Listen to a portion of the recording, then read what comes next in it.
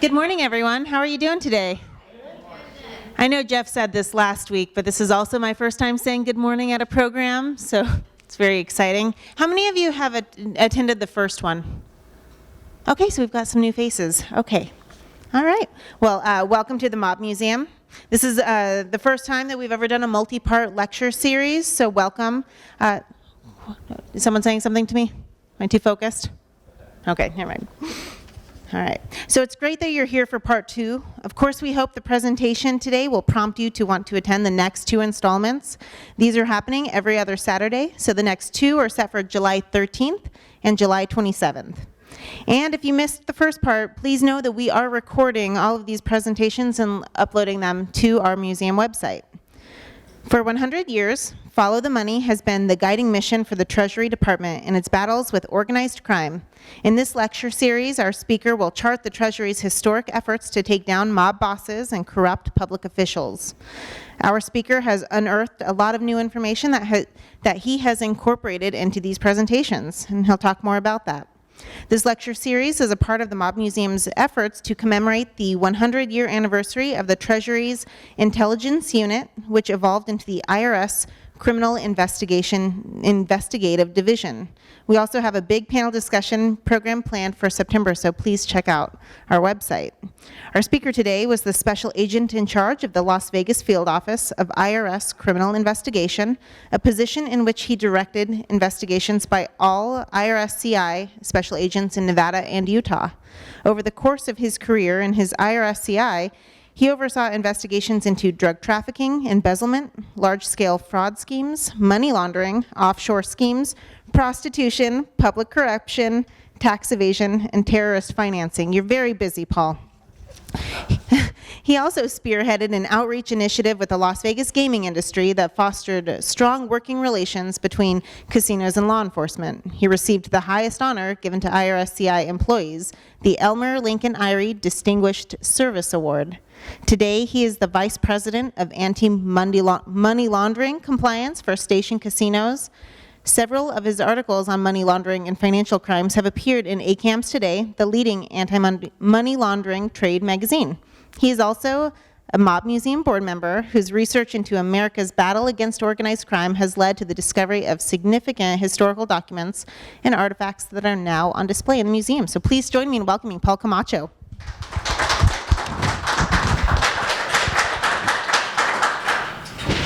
Thank you. I really enjoyed our talk a couple Saturdays ago, and let me just recap what we talked about. I know a lot of you are here, but I just want to make sure we're all on the same page. Now, the theme is following the money, and hopefully I was able to convey to you the power of following the money. Now, if you're not familiar with the type of gangsters, their magnitude of what they were taking down. I give the analogy, it would be akin to what the T-men did in the 20s and 30s to right now if an agency systematically started taking down the heads of cartels in Mexico, one by one, surgically. That was the impact. That's the significance. And remember what I talked about. It wasn't the bootlegging. It was the rackets. It was their infusion of getting people to pay tribute in all forms of commerce. Meat, dairy, newspapers, laundry. If you want to do business, you had to pay them. And that's what outraged people to get the government to take action. Now, Hoover avoided gangsters. He avoided gangsters primarily. He was hired to clean up the FBI. And remember what I talked about, how what got these gangsters to be so powerful? It was corruption. And Hoover didn't want his men exposed to corruption. And Elliot Ness, I've talked about the myth of Elliot Ness. The bottom line, Elliot Ness was just out of college. He was never an investigator before he took the job. He simply did not have the skill set, the seasoned skill set to put sophisticated cases together. And hopefully, last lecture, I explained how they developed this skill set. And there was the collusion problem. The collusion problem that Hoover and Ness had is that a lot of the crimes that they could have investigated, it was the underlings doing the crimes. There wasn't these RICO statutes, these conspiracy statutes back then. And so the tax the tax evasion was able to go after the unreported money trails. And that's what was significant. So we have the story. I told you the story of a small band of crime fighters, impervious to corruption. None of them took a bribe. And Elmer Irie was actually bribed $1.5 million by Capone. And they take down America's criminal elite when others wouldn't or couldn't. And it sounds like the Untouchable stories, right? It's that story that the Untouchables, that people have endeared the story of LNS, it's that story. And so what does Hollywood do? What does Hollywood do when they have this endearing story? They make movies glorifying gangsters and making cops look like they're corrupt. And people really started connecting with these mythical gangsters, Hollywood gangsters. And so during that time, you got to remember, you're taking down these, in a sense, these cartel leaders. And the media is fanatic for more information. They're starved. They want scoops on this. And including this guy, Walter Winchell. If you're not familiar with him, he was the godfather of gossip. He had 20 million people following him on his radio show. And he was out there trying to find the scoops, the exclusive scoops. So what does he do? He goes to Elmer Lincoln Irie. And he says, hey, I want to report. You got to give me these exclusive tips. And Elmer blows him off, completely blows him off. Why did he blow him off? He didn't want to report on investigations or ongoing. They would ruin the investigation. And personally, he didn't really want his name out there. I mean, there were people that wanted him gone. And he didn't want that for his family and for himself. And and he wasn't mandated. The laws were pretty clear that he shouldn't be disclosing this. He was very aligned to the Constitution and due process. So they got this reputation of being the silent service. Now, there was a guy that was incredibly jealous of Elmer Irie's attention. I mean, you think about it. You're trying to be big man in the campus, and there's Elmer Irie, the star football player. You know, everybody wants to hear from him, the nicest guy. And he got pretty jealous. But he got a little bit of a break in 1932, because in 1932, Hoover was going after bank robberies. They were clean cases. They get in and out, get stats. And they take down this guy, Machine Gun Kelly. Now remember, the media's starved for attention. They're starved for these scoops. And they start reporting a lot about what Hoover's doing. And Hoover was pretty open. And there's this famous quote of Machine Gun Kelly that the media just took off on. He says famously, "Don't shoot G-men, don't shoot G-men." And that term G-men really took off in the media. And the G-men became synonymous for FBI. When people heard G-men, they assumed it was an FBI case. And so when gangsters would start getting taken down, they would often report it as the G-men. And the G-men became synonymous with the FBI. So there were cases that the Treasury, the intelligence units were working that were reported as G-men cases. And Elmer wasn't out there talking to the press. They weren't defending themselves.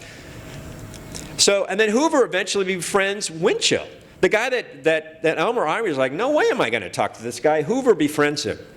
Now, in 1933, FDR becomes president. And by 1933, you'd be hard-pressed to find a gangster, a kingpin gangster, that the intelligence unit did not look at their tax returns. And by looking at tax returns and building cases, they took down Johnny Torrio, Capone's mentor, a big gangster, prominent gangster out of New York and also in Chicago. They took down Leon Gluckman, the Al Capone of St. Louis. Remember, they're systematically going down and finding these kingpin gangsters and trying to take them down. Now, in 1934, Henry J. Morgenthau becomes the Secretary of Treasury. And you know, there's stuff written about Henry J. Morgenthau, but here's what I found by going through his diaries. You know, he came in during the Great Depression. His focus was the stabilized economy. He wanted to balance the budget. And he was very focused on balancing the budget. He was very focused on inefficiency and waste. And when Now, 3 days into Henry J. Morgenthau becoming Treasury, the Secretary of Treasury, he calls up Elmer Irie into his office. And he says, hey, Elmer, why'd you stop investigating Huey Long, Mr. Irie? Why'd you stop investigating him, Mr. Irie? Now, let me tell you something a little bit about Huey Long. Senator Huey Long. He was a former Louisiana governor, an outspoken populist Democrat. He railed against the big banks and Wall Street. He had national popularity. Remember, it was during the Depression, and people thought that he could do no wrong. They loved him. And he was also, if you want to know about Huey Long, his statue is facing the state capitol in Louisiana. That's how popular he was. And now Elmer called him the greatest confidence man of our century, con man. He also called him a gangster. And, oops, we get a control here. He had the whole state up for sale. He was impeached by the House, but the Senate revived him. And then, by the way, he had a pretty viable business relationship with Lansky, Meyer Lansky, and Frank Costello. And Frank Meyer Lansky, who I call the godfather of money laundering, because the first thing he does after Capone is busted or convicted tax evasion, he sets up a Swiss bank account. And Meyer Lansky offered to set up a numbered Swiss account for Huey Long and put $2 million in there. Now, the former governor of Louisiana would constantly try to meet with Elmer Irie and constantly bug him and say, what are you going to do about Long? What are you going to do about Long? So finally, Elmer assigns his special agent in charge of Dallas office, Archie Burford, to go to Louisiana and give a report of what's going on in Louisiana. And he tells Irie, Long's got his gang is stealing everything in the state, and they're not paying taxes on the loot. Now, when he met with Elmer and they went over the cases and the evidence there, they all agreed. Elmer agreed, man, it's not only a great case on Long, but all these corrupt politicians and people doing business. I mean, there were so many people involved in this corruption racket. But then, get my switcher down. Oops. Pause. Okay, there we go. There we go. It slows me down by doing that. I think it's telling me, hey, slow down, Paul. But when FDR won the election, it became a political hot potato. Why? Because Huey was a big supporter of FDR. Remember, Huey Long was a national kind of pop person, and he was a big supporter of FDR. And the outgoing administration, oops, the Treasury Secretary of the outgoing administration, Ogden Mills, says, you know what, just wrap up the investigation, give me a report. They just assumed they were not going to work the case, and just let the new administration deal with it. So a year later, Henry J. Morgenthau says to him, hey, I want you to start that investigation of Huey Long and progress as if you were working John Doe. And this is an important phrase I want you to remember. And he says this, and let the chips fall where they may. And let the chips fall where they may. I want you to remember that because that's an important phrase for Elmer.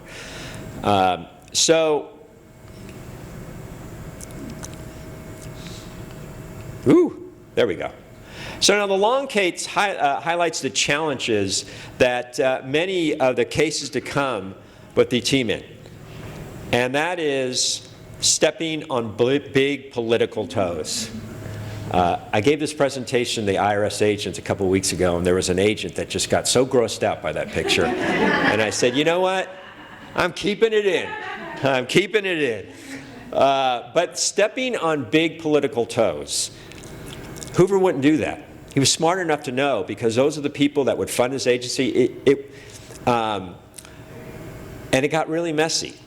So when they went to endeavor to go after Huey Long, that was a big, stepping on big political toes. So in addition to Huey Long, Henry J. Morgenthau says, hey, look, I want to meet with you, Elmer, every week. And so Henry J. Morgenthau had a pretty positive view of Elmer Lincoln Irie. He considered him an administrative wizard. Everything he touched was A1 efficiency and big cases. And he did not see that in the other agencies, law enforcement agencies within the Treasury. So you see Secret Service, Customs, Bureau of Narcotics. And so he tells Elmer, look, I'm going to give you this letter. And this is a very interesting letter. This is some of the documents the Mob Museum found in our research. And it says, to whom it may concern, I hereby commission as my special representative for purposes of making confidential investigations and inquiries in connections with matters affecting Treasury. And if you notice, you see the folds on that letter. The folds on this letter was probably because Elmer put that in his pocket, and it was almost like his badge. Because what Morgenthau asked him to do was, I want you to go look at other parts of Treasury law enforcement and make inquiries. And if anybody asks what you're doing, show them that letter. Now, you got to remember, Elmer at this time was not the top-tier Treasury official. He had a boss who was the Irish commissioner, and there was a deputy secretary. There were people above him. And that letter is a pretty bold validation of Henry J. Morgenthau, what he thought of Elmer Lincoln Irie. Now, in September 1934, I told you last time that I would tell you the story of the Lindbergh baby kidnapping. And here's how it was solved. The kidnapper and killer of the Lindbergh baby was captured in September 1934. And remember what the team did, what I talked about. There's a $50,000 ransom they agreed to pay. And Elmer and his team convinced Lindbergh that we're gonna memorialize the serial numbers of every one of those bills. And we're going to pay part of the ransom in gold certificates as much as we can, because they were going to go out of circulations. They're easier to detect. And the killer wanted the money in a certain dimension of a wood box. We're going to take 12 laminates. We're taking a wood made of 12 unique laminates. We're going to build that box and we're going to take a copy of that wood. We're going to put it in a safe. So if we find that wood, it had to have been that wood that they used to pay the ransom. They made pamphlets and they gave it to banks and they told them, look for these serial numbers. Look for gold certificates with these serial numbers. And they started a campaign where if a bank teller found it, they get $2. And soon after the money is paid, within a couple of months, they're documenting when these bills, where they're being paid, where the banks. And they start developing this heat map. And that heat map is showing that, look, they're mainly being turned into the bank in the Bronx area. So in September 18, 1934, an alert teller calls the state police and said, hey, we found a $10 gold certificate note that's on that list. And what's interesting about that note was that the gas station attendant, because it came from a gas station, he penciled in the license plate number of the person paying it. He was a little suspicious. Gold notes were out of circulation, concerned about all that was going on. And so this is what they did. They went to, I got to find my direction. They took that license plate number, they went to the DMV, they got the application for the person who registered that car. They found his DMV license registration. They compared the handwriting with the DMV license registration to the ransom notes. And there was very unique writing, and also the way that the guy spelled a certain words. And they got a match. And it matched to this guy, Bruno Hampton. So they surveilled them, and then they finally did a search warrant. And when they did the search warrant on the house, they found $14,600 in cash. Every one of those bills matched the list that Elmer put together. And they also found fragments of that wood box that matched exactly. They had a wood expert from the Forwarding Service establish it. Now, this is an interesting thing, though. And Elmer, in his book, he says, that crime could have been solved 30 months earlier. Because at the time, the G-men were not in charge of the investigation. It was state police, and Hoover was muscling in. Actually, Hoover tried to get Elmer and his team kicked off. But when they were when they were getting together trying to figure out how to do this investigation, and there was all these state police, and there was even gangsters that were in the beginning were trying to help. Elmer's special agent in charge of Chicago, the guy that partly led the Capone investigation, he says, and he's kind of a quiet guy, he says, look, why don't we do this? We're noticing all the bills are in the Bronx area. Why don't we go to the DMV and look through all the DMV applications and see if something matches the notes? Now, you got to remember, the G-men, they developed, their skill of following the money was patience, resiliency. It could take, their investigations were taking months, years. And AP Madden says, hey, it might only take like 3 or 4 weeks. And the rest of the investigators said, are you nuts? It's going to take forever. So they blew him off. And Elmer says if they had just listened to him, they would have solved it 30 months earlier. Now, they go to trial 1935, and this is very interesting. One of Elmer's top agents, Bill Frank, Elmer called him the financial wizard. During trial, Bill Frank explained to the jury that at the time that the killer received $50,000 in ransom, he had unexplained wealth of $49,986. He was $14 off. Unexplained wealth. And Elmer codifies that as that is an amazing, that demonstrates how good they were at following the money. It's called indirect methods of proof. They were establishing through expenses, through in and out expenditures in his bank account, how much money that he had unexplained. And so, now he's convicted. Hoover lets the media give him credit. He's talking about his crime lab, about the ladder and the wood fragments. But I will tell you, there's people who've written books about this. But why don't we just go to the jury foreman of the trial? And the jury foreman he said, look, there's about 3 million words that was submitted in this trial. And he goes, I'm going to tell you why we convicted. He says this: the money was recorded by bills numbered, and all the bills were recorded. Hampton was caught with, and he said, $14,000 of those bills. He got it off by $600, but that's what convicted. He said, hey, all the bills were marked. I mean, not marked, but they were listed. And all the bills that they found on them matched that. What more proof do we need? Now, after the trial, Charles Lindbergh hands Elmer Irie a note. Basically tells him, hey, if it hadn't been for your fellows being in the case, Hampton would not have been on trial, and your organization deserves full credit for his apprehension. J. Edgar Hoover hated Lindbergh after he gave that statement. Now, Attorney General Homer Cummings, one of the longest-serving attorney generals, I think he is the longest-serving U.S. attorney generals, than Hoover. They were not happy with Hollywood. Remember I told you they were making all these movies glorifying gangsters. And they were out trying to capture these bank robbers. And it was during the Great Depression, and there was a bit of romanticism that people placed on these guys. Oops, there we go. So, in fact, some of these bank robbers, they were looked as Robin Hood figures. They go rob a bank, and ingeniously, they would destroy all the mortgage records. And so people are like, hey, man, they're like Robin Hood. And the movies glamorize these bank robbers. And, whoops, man, now I'm... oops. So they get together and they say, hey, why don't we hire a PR man? And we'll try to convince Hollywood to stop making these gangster movies, and we'll start feeding them with storylines so they can put law enforcement in a better light. And so it was called the GMan Campaign. And that first year alone, there were 65 movies made on the G-men. Now remember what G-men stood for. People believed it was all FBI. And these were making Hoover, who was the head of FBI, look like, man, this guy is the man.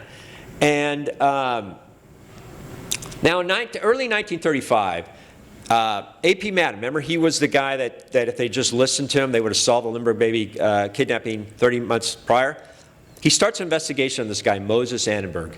Now, Moses Annenberg was a media mogul during that time. He was a big, major Republican donor. And think of Rupert Murdoch, how big his empire is. This guy, in terms of, maybe was even bigger. Now, if the Annenberg name sounds familiar, the USC School of Journalism is named in honor of this man because his son, Walter Annenberg, who was an ambassador under, I think under Reagan, he and owned this media empire. He donated money to do that. And now, back then, though, Moses Annenberg was a great facilitator of organized crime. The greatest facilitator of organized crime. Why? Because back then, horse racing became rather vogue during the Depression.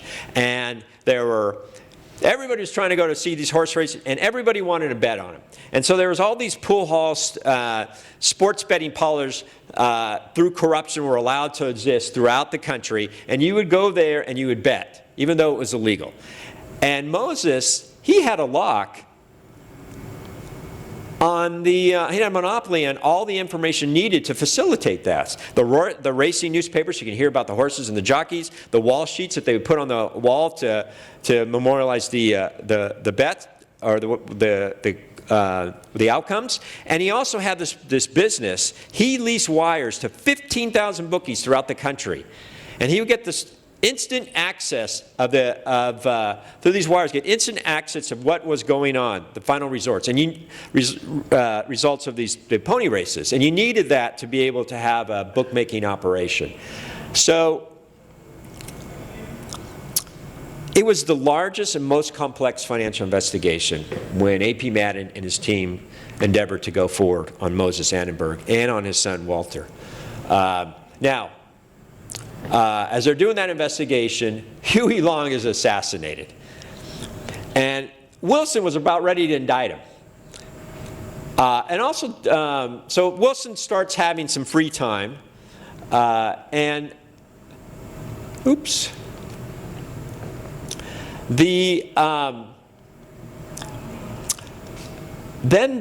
there was also this dynamic where Hoover was trying to take over the Secret Service. And he was saying, look, they're full of scandals. And he had this great opportunity to really highlight how bad the Secret Service was. Hoover takes down John Dillinger, and he starts getting a lot of media just really talks about how the FBI took down John Dillinger. Well, the Secret Service, they did their own internal investigations, and they wanted to get the forensic records of the shooting of John Dillinger because they wanted to show that Hoover's men shot the guy in the back. And they wanted to make a big deal of that. Well, Hoover catches wind that they're investigating him, and they're interviewing FBI agents, and a whole scandal erupts. And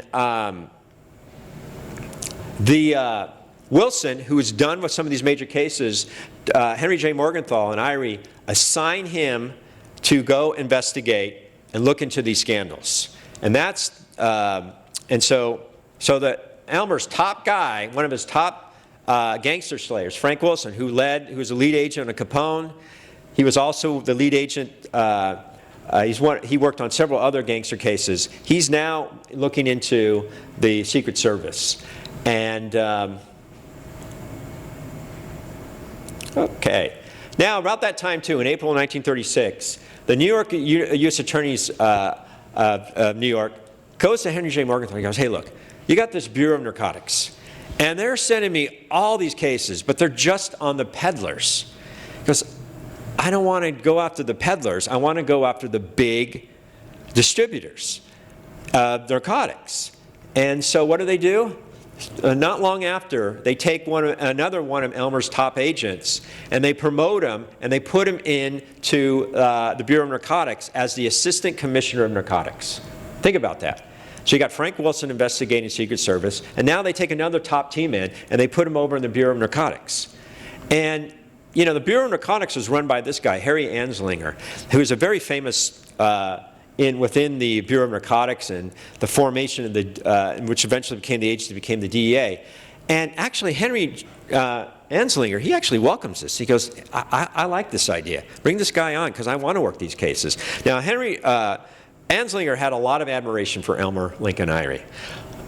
I know that because we found a letter to Elmer Lincoln Irie, which we'll share in the last series. So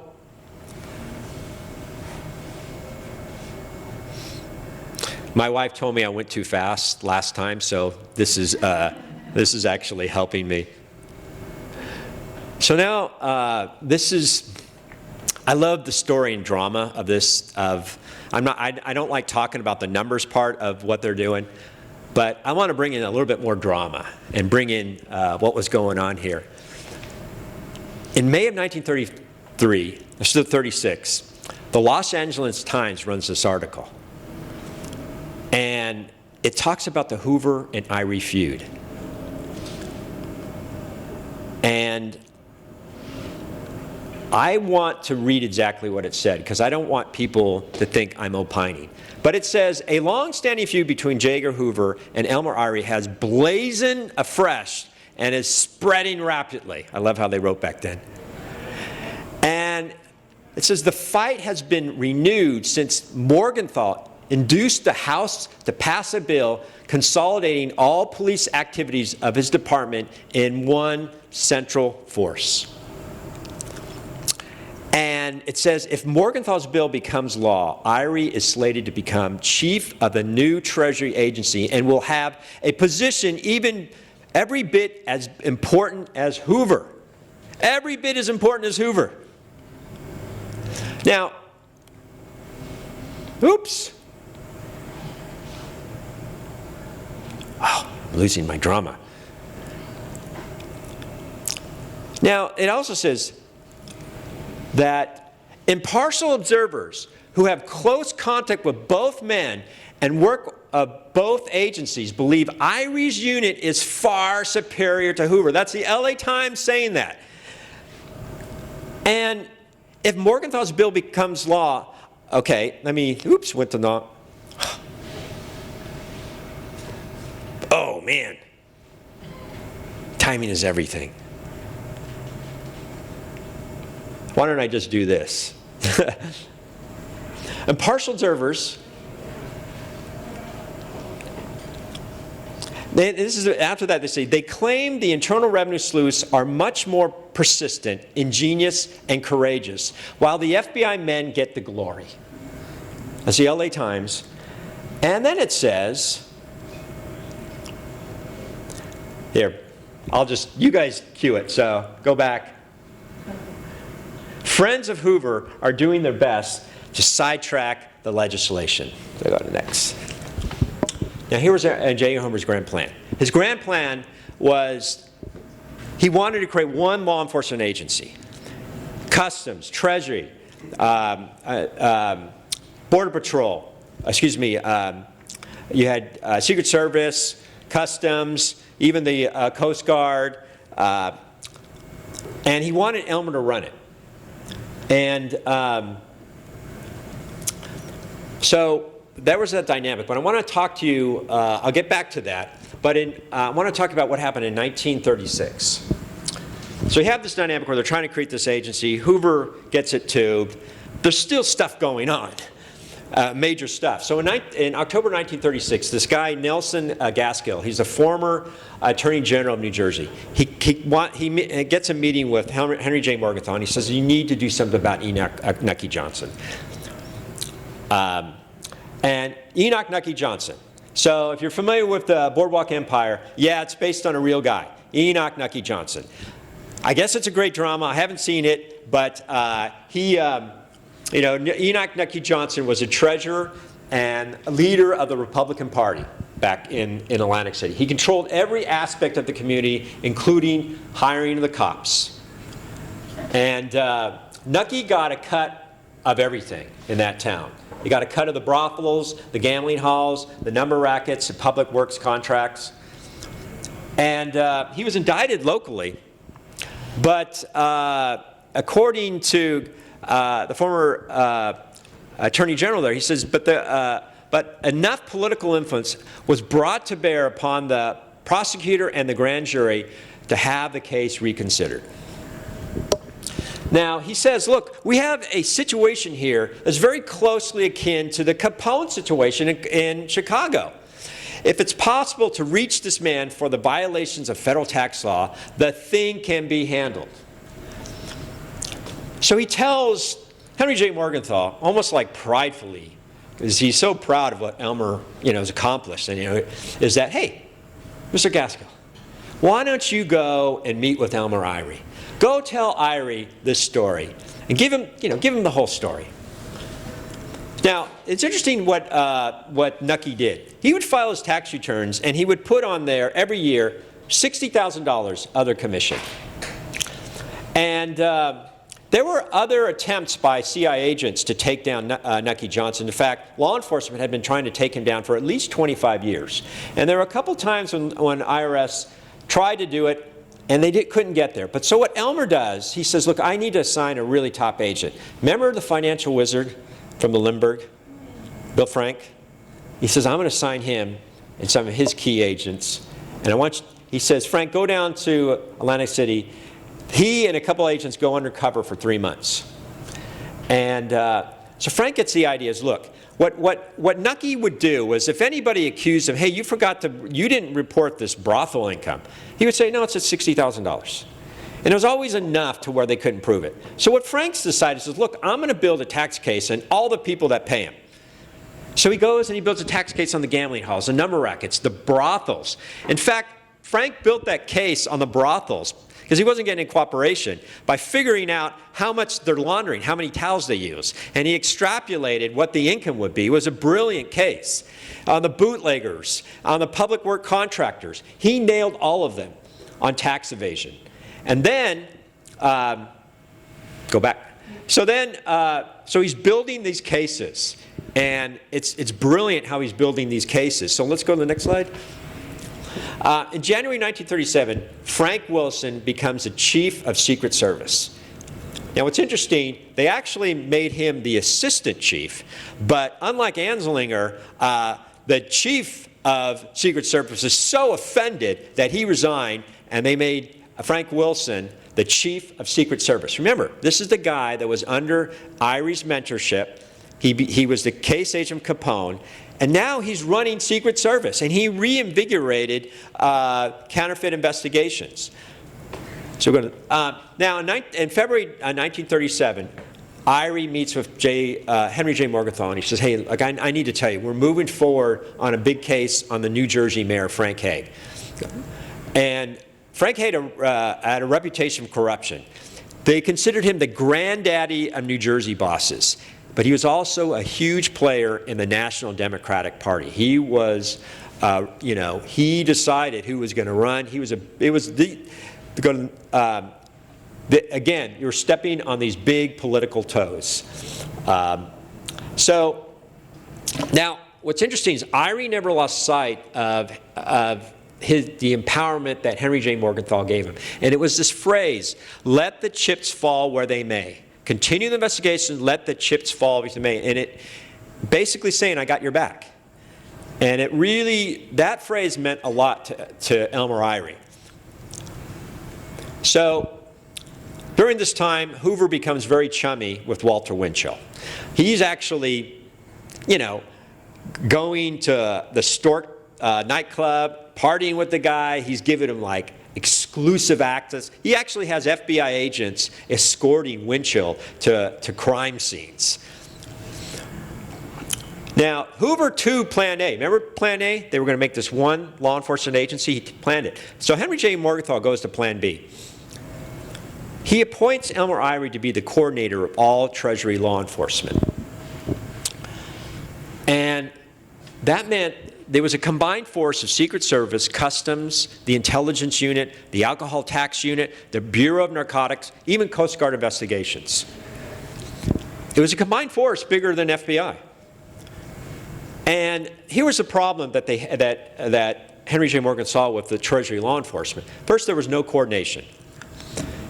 People, there were turf battles. J. Edgar Hoover created this environment where if you're in federal law enforcement, they're seeing, well, wait a minute, the way to do this is build a kingdom, say that you're, get the media attention, to say that you're better than anybody else in terms of law enforcement. There was no information sharing amongst these disparate Treasury law enforcement, and sometimes they're independently working the same person without any coordination, and there wasn't that much mutual respect. So what Elmer does is he assigns coordinators throughout the region. And a lot of them were his top agents, his top special agent in charge. And there were other top agents from other agencies. And he tasked them, look, you're going to have at least monthly meetings where you coordinate investigations, you talk about it. Everybody has a list of phone numbers for all the different agencies. And then he sent his intelligence agents out to train other agencies on how to build these sophisticated big cases. In fact, Elmer is he came up with the idea of a national federal Treasury law enforcement training center. And today there's what's called FLETC, the Federal Law Enforcement Training Center. I went there for 6 months. Meanwhile, while this is going on, the president, FDR, he's pissed at this guy, Colonel Schick. Colonel Schick was a guy, former military colonel, and he's the inventor of the Schick razor. So whenever you look at you have a Schick razor, it became from this guy. And what was going on was that taxes were increased to balance the budget and to pay for the New Deal. And what Colonel Schick was out there talking to people was that, and like others, as taxes went up, some of the wealthy decided, well, what we'll do is we'll just create these front companies, these shell companies, and we'll start in the Bahamas, and we'll just put our money over there. We'll have the income, everything go over there. And in fact, the influx of Americans setting up holding companies in the Bahamas caused a shortage of vaults. A shortage of vaults.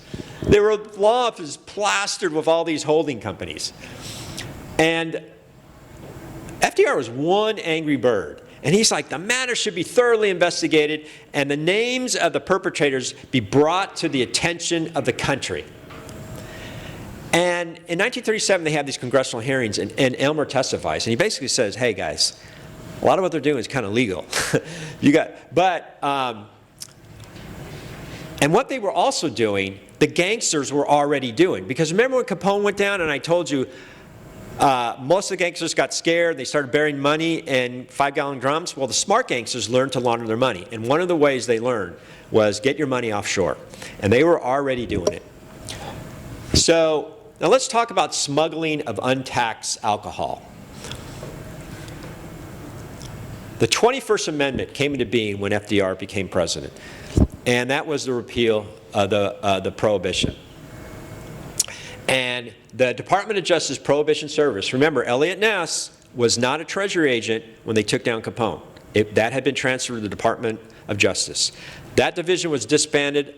A lot of their people, J. Edgar Hoover didn't want these men.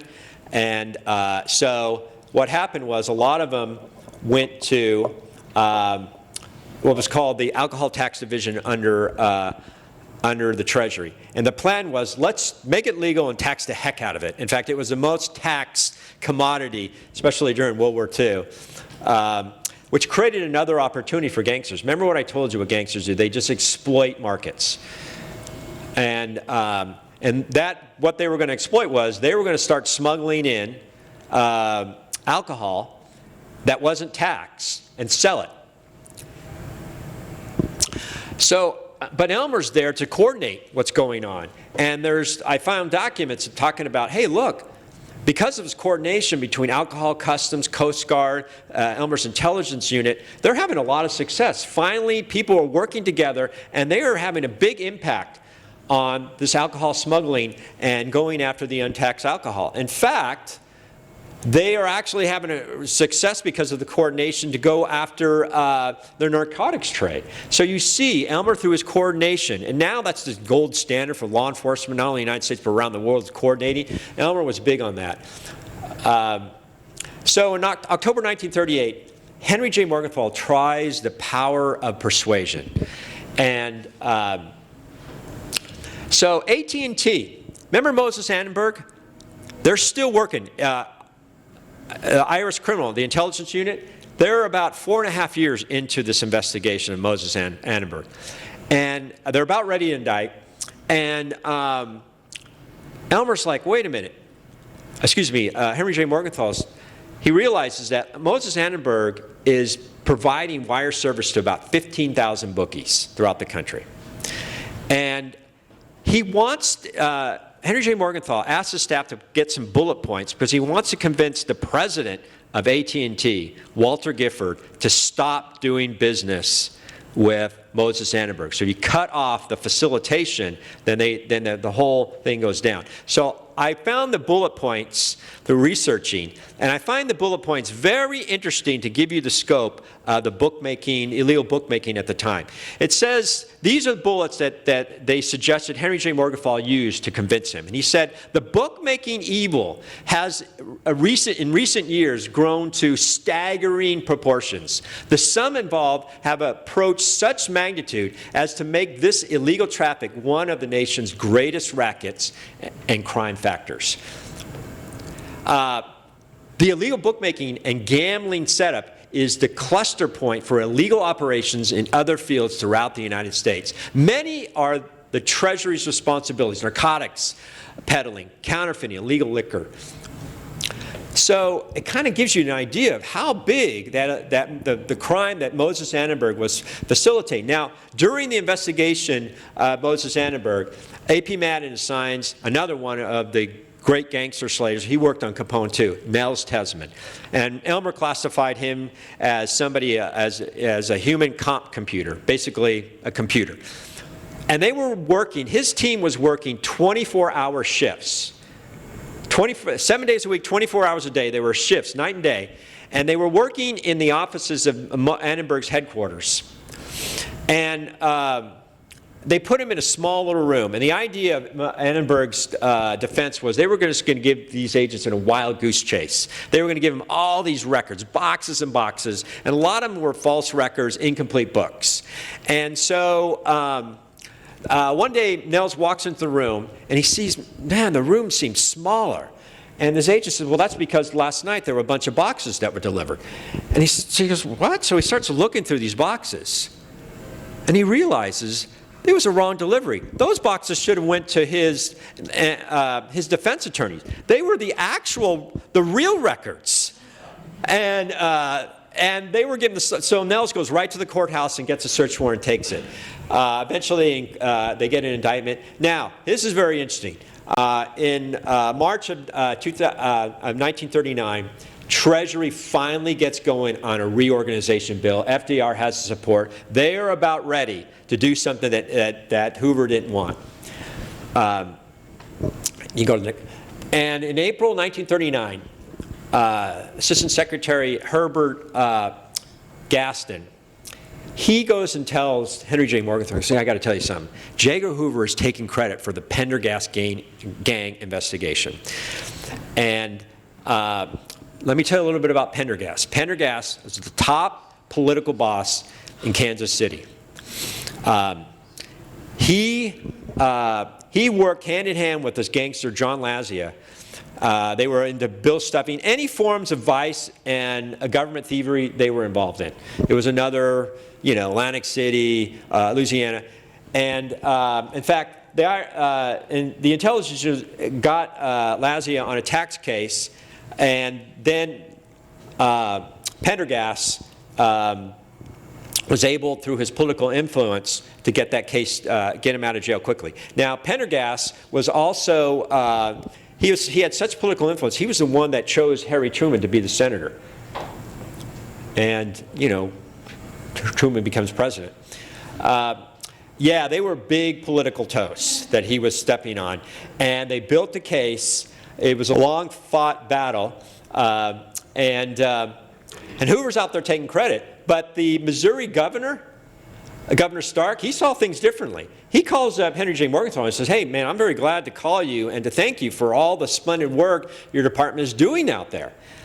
And he says, I just wanted to personally thank you for everything you've done and everything your department has done and help us clean up the Missouri situation. So Hoover's out there taking credit, but that's not the view of the governor. And then also, Henry J. Morgenthau, he didn't see Hoover as a person did. He sends a letter to Elmer Lincoln Irie thanking him for him. And he says, highest commendations for the patient and skillful investigation work that made possible a successful prosecution. Now, Henry J. Morgenthau was not a man who would hand out compliments quickly and easily. They were, rarely would he do something like that. But there's this pattern of Henry J. Morgenthau I found of him giving Elmer these letters.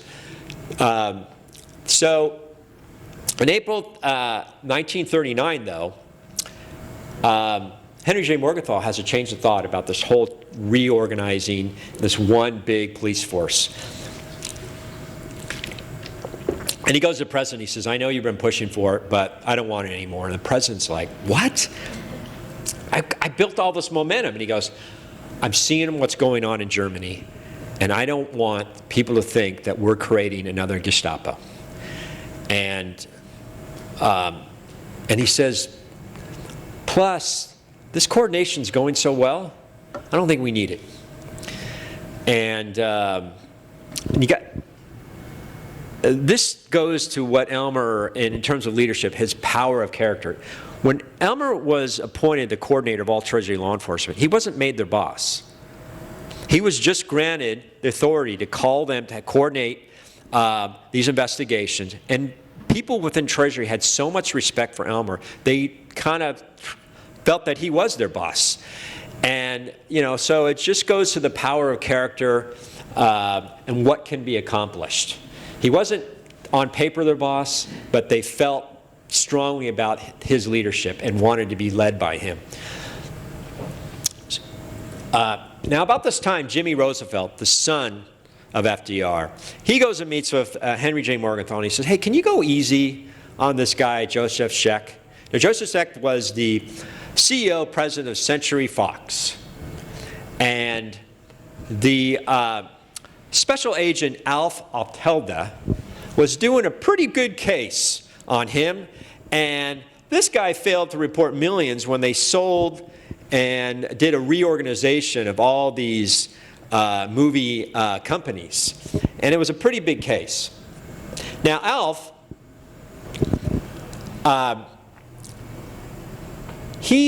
as he was going through these records and building this case, he started going through expenses. And he noticed there was this $100,000 paid to this guy, Willie Bickoff. And he realized that's a sham transaction.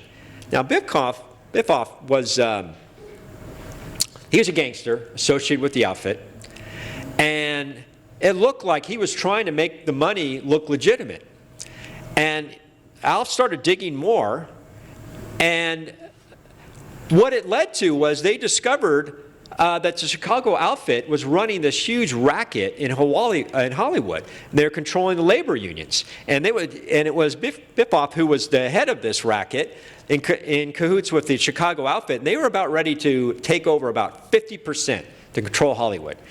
And through Alf's work, that eventually led to the takedown of Louis Campagna, Frank Nitti, Charlie Nose Guillot, Phil DeAndre, and Paul Ricca. It was a major hit to the outfit. It was all through following the money. Now, let's get back to Mo Annenberg. The largest and most complex case took him 5 years. And he gets indicted, and guess what? The guy that Elmer said had a touch of gold, everything he touched to gold, well, he didn't hit gold when they got the judge, because the judge that was assigned his case, that was the Capone judge. And so I find that very humorous, because he was not an easygoing judge. So now I want to talk a little bit more about stepping on big toes. About that time, when the Annenberg indictment comes in, Congressman Rene D. Rowan, he goes to Henry J. Morgenthau and he says, look, hey, you gotta get this guy, Special Agent Frank Long. He's way too aggressive. Now, Long was special agent in charge of of Dallas, and he was in charge of all these Louisiana investigations. Remember Huey Long and his gang? And he says, look, this delegation, they support FDR 100%, and you got to back this guy off.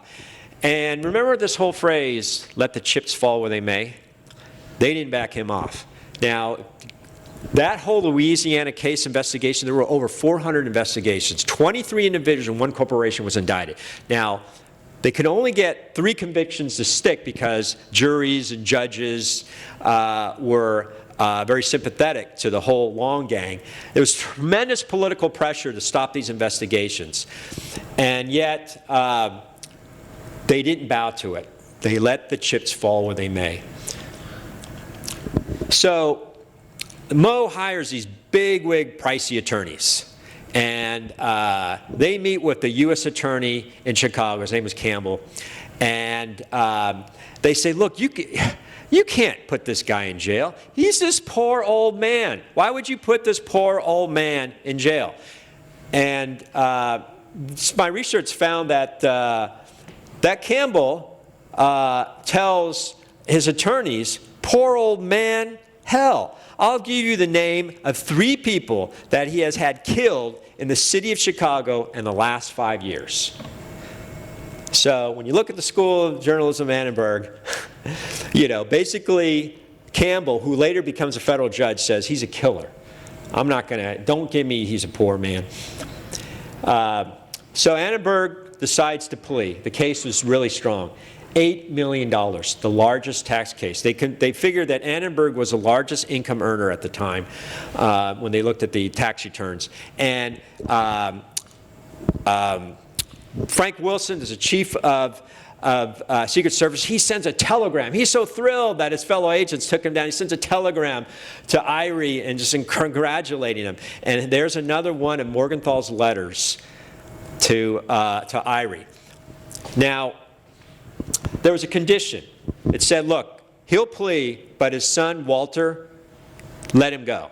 So they did not formally, he didn't plead to anything. The charges were dropped. Walter later actually becomes a really big philanthropist and becomes an ambassador for the United States. So, you know, he made a big difference. But Elmer responds to the letter that Morgenthau sent him about Annenberg. And he says, your complete insistence that the men of this organization working under you should perform their duties without fear or favor has kept the morale of the intelligence unit at its highest pitch. And then he says, you have adhered strictly to the policy which you have expressed to me in the very beginning of your administration, that it is the performance of our duties that we should let the chips fall where they may. Let the chips fall where they may. You think about that. Elmer was, his leadership style was always to get his agents back, always to give credit to them, not give credit to himself. And it was an important component of his leadership. And then you have Henry J. Morgenthau doing what he wanted to do to his agents to make them feel comfort in their skin. This whole phrase, let the chips fall where they may, gave Elmer a lot of confidence that he can do his job as he was constitutionally bound to do. Now, let's talk about this GMan campaign. So remember, while all this is going, I just gave you an outline of these amazing cases. These are epic cases, epic investigations going after the, you know, the root of corruption. And organized crime. I'm telling you about all these amazing cases, and yet what the public is seeing is these G-men. They're seeing G-man movies. They're seeing G-man comic books. They're seeing G-man radio stations.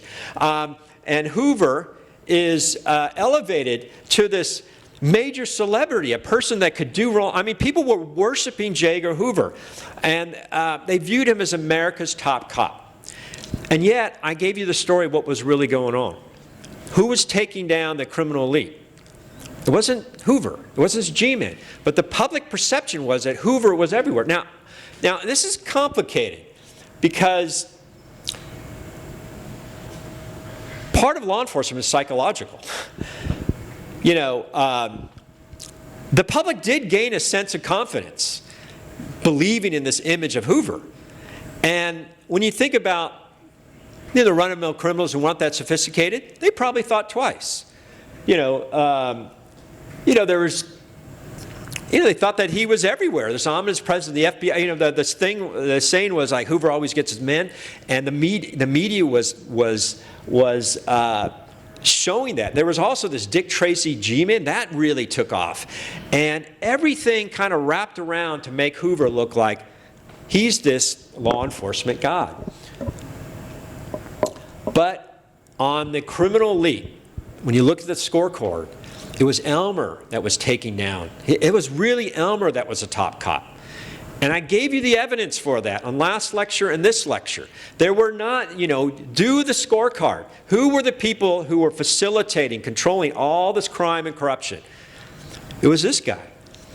And now, in September of 1939, Marcus Childs.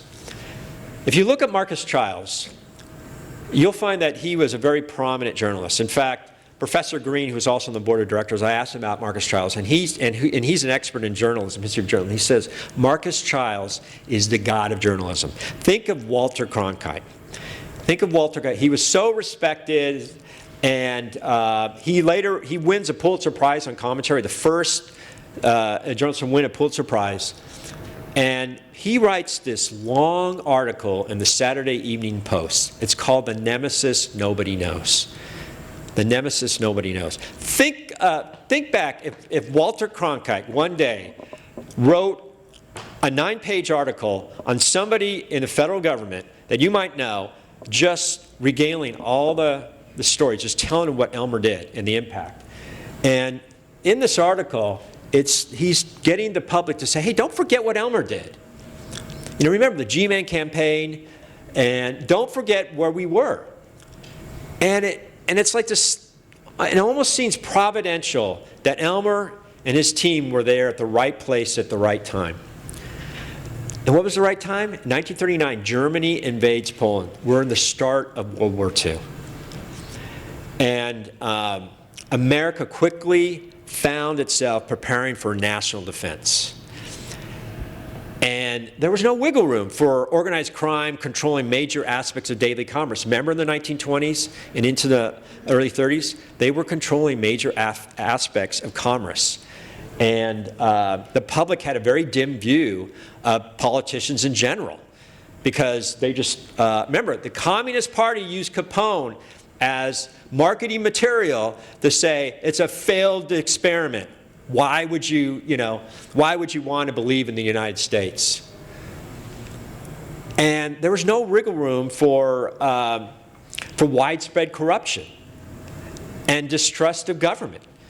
The thing that Elmer did was, but going after these big political corruption schemes, is he gave breathing room for the non-corrupt politicians, and then empowered them to do what they always wanted to do.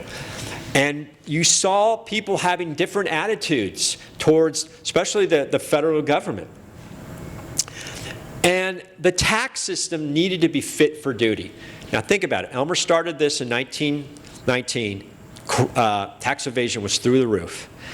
And even into the 1920s, tax evasion was out of control. I mean, remember we talked about even the Hollywood stars. They had a major takedown of Hollywood stars, bankers, stockbrokers, you name it. Remember the offshore that people were trying to do. And now that tax system needed to be fit for duty, because when you look at the funding of World War II, it was not only government bonds. It wasn't just the war bonds. It was the tax system played a critical role. If you have a job, and you look at your payroll check, and there's withholding tax, that started during World War II and funding the war. And Elmer led the campaign to get people to buy into that. So World War II compounded the challenges facing Elmer and his team in. They were not, the intelligence unit was nowhere the size of the FBI. And now we're moving into World War II. And it wasn't just gangsters laundering their money. It was the Nazis. So that's my story. I'm sticking to it. And I would like to open it up for any questions. Any comments? Anybody have any questions or comments? What did you think of it?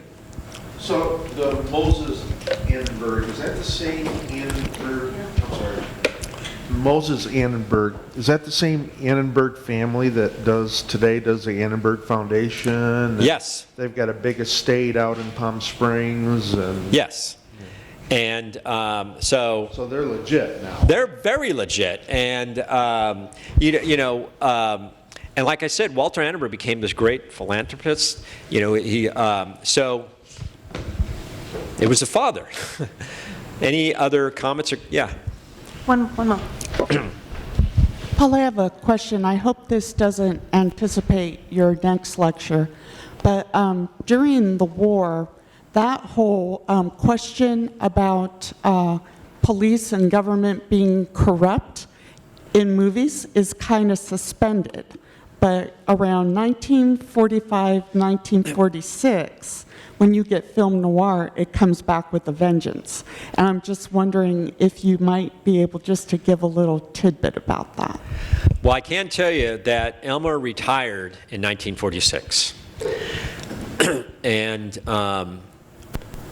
Marcus Childs writes an article in 1948. It was pining for the days of Irie. And,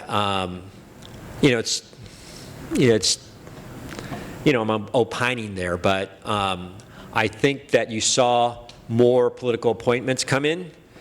And, I can't say, well, Irie's gone and people are going to now, run amok, but, there are some interesting aspects of Elmer leaving, and, you're coming out of World War II.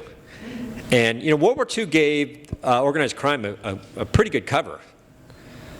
You think about it, and I'm going to talk about this in my next lecture about they were a skeleton crew. And they had to deal with Nazi money laundering, with black markets, and a lot of their men were joining up and serving in the military. And I'm going to tell you this wonderful story about one of Elmer's top gangster slayers who plays a critical role. He stops doing gangster investigations, and he plays a critical role in getting supplies and making the government efficient during World War II. And nobody knows the story. And Elmer considered him one of his top gangster slayers. And you consider these top gangster slayers are being pulled out to help in other aspects of the government. You have a smaller crew, and then there's this euphoria of World War II, and there's stories of Lucky Luciano helping the war efforts, and I don't buy that organized crime was right there, because they were right involved in these black markets, and they were always exploiting, the war profiteering, and so more to follow. So hopefully I've tantalized you to come back and hear about what I think is one of the least memorialized, but an epic story of what happened during World War II. It's the home front, what was going on, and then counter that with the image of Hoover, because now Hoover transitions from the top lawman to the top spy master. And you get into this element where people are starting to see the smoke. They're going through this. They're seeing through the smoke and mirrors of what Hoover's doing. I want to leave you with part of this lecture is it's the power of following the money. Everything I've talked about went down to following the money, but I want you to understand it's not just following the money. It's coupled with skilled, seasoned investigators that develop the art of financial sleuthing. But Elmer's roots came from postal. Postal inspectors were the master federal investigators, and they pulled Elmer from that, and his top lieutenants, his top special agent in charge, also came from postal. It was a legacy that came through. So people talk about following the money, and they might be an accountants, but there's an art to what Elmer did, and it's that they were seasoned investigators. And then there was this unintended consequences of a tax return. You think about it. This tax return, they put in the law that you can be criminally prosecuted. And it wasn't put in there to solve to go after the criminal elite. That wasn't the intention. But remember the collusion problem. Remember people who can hide behind, underlings. And at the end of the day, why do people commit crime? They commit crime because of greed.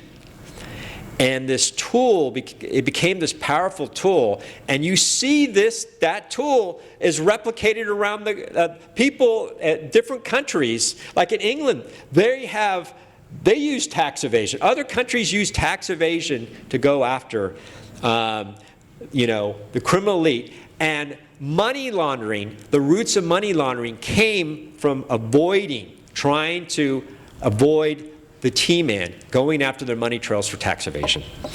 And this segment, I want to make sure you understand that the challenges that they faced during 1933 until the 1940s, a big challenge was juries, judges, prosecutors, and political influence.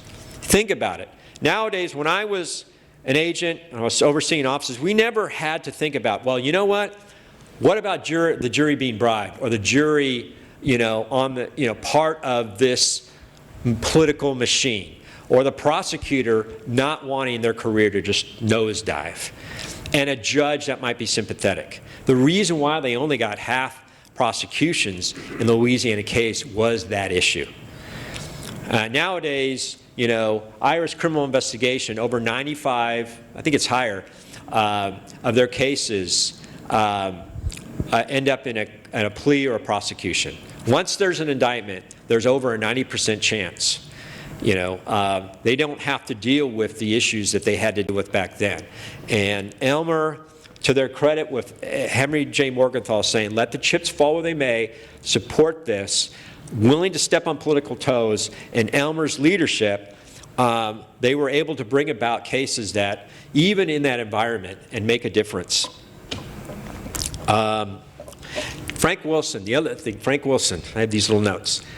Frank Wilson becomes a chief of Secret Service, but he was not just another chief of Secret Service. Hopefully you understood that Frank Wilson created a paradigm shift in Secret Service. He changed the way Secret Service, even his protection details, where they do counterfeit investigation, he made them a tour de force. And again, it gets back to the roots. He was mentorship under Elmer. These agents were going to narcotics, to Secret Service. They were peppered throughout Treasury teaching that skill. And it made them a fighting force. Okay, I got to stop rambling. Any other questions? One more. Oh, yeah. If J. Edgar Hoover was gay, why wasn't this used against him when he was claiming false credit for all of these things? I didn't understand your question. What was? If J. Edgar Hoover was gay, which is pretty well acknowledged, why wasn't this used against him when he was falsely claiming credit for all these things? Well, you know what? I'm not going to comment on that. I mean, look, J. Edgar Hoover's. If you go to the FBI webpage and they talk about J. Hoover, they acknowledge he's a complex man. It was a complex situation. Now, if J. Edgar Hoover didn't do what he did in terms of building this empire, we probably wouldn't have had the FBI. And if you look at what the FBI did after 9/11, if they weren't that size and they didn't have that skill set, we would have been in a really bad situation. And so I'm not an expert on J. Edgar Hoover. All I want to do is I bring up J. Edgar Hoover to explain the dynamic. Because if I just told you the Elmer Irie to the T-man story, you're going to look back and go, that's a ridiculous story because I never heard of it. And if they were that good, and it would have been memorialized, and it would have, and so I have to bring in J. Edgar Hoover to be able to explain that. And there are people that, it's this idea who should get credit. Who should get credit for it? And Elmer died, and there was no building named after Elmer Irie. There was no building named after Elmer Irie. A lot of people have forgotten him. And when I first looked at the story, I was like, that's not fair. But when I researched Elmer Irie, he died, and I'm going to share this, the last lecture because the magazine found us. He died with letters from people from all around the country, agents, top-level people, just explaining what he meant, his leadership. He died having 2 sons that became prominent doctors in a small town in Maryland that idolized, I get emotional about this, that idolized his father. And even though they become prominent people in their neighborhood, in the community, all they can do is talk about their father. And he died with this big family, and I met the family, and they're definitely not the Kardashians, and they're just a cut of what Elmer was. And so when I look at that, I think Elmer died very satisfied, knowing that he changed the life of his agents, not only made them better agents, but better people. And so I'm not so, I love telling the story, but I'm past this. Well, they need to give him credit. But I have to tell you J. Edgar Hoover and have to tell you about the feud and what happened, because you're not going to buy into the story if you don't understand what happened. I know I'm kind of rambling there, but does that make sense? I mean, the power of the story is not just following the money. The power of the story, if you want to know what leadership is and the superlative, if you really want to know how to take, Herculean challenges with little resources, you have to know the Elmer Irie story, because those letters all say that that's what happened. And that to me is the most important part of this, and what, the takeaways. It's not giving credit, but what can we learn, the best practices. And at the end of the day, Elmer was a strong leader, and he mentored others to be just as strong leaders. That's the important story. And that's why this legacy of intelligence is carried on. So I'm going to get off my soapbox, but